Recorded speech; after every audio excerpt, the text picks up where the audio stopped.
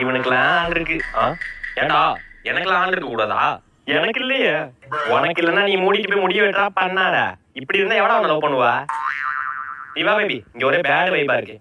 பேரவல் வர வந்துட்டு நான் மட்டும் தான் சிங்கிளா இருக்கேன். டேய் சுருட்ட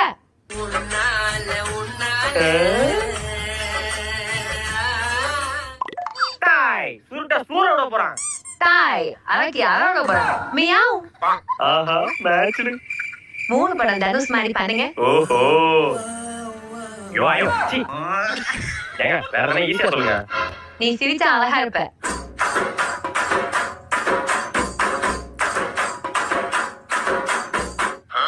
ஏ பரட்டா நீ ஓடு. வந்துட்டாயா மாமா சுருட்ட.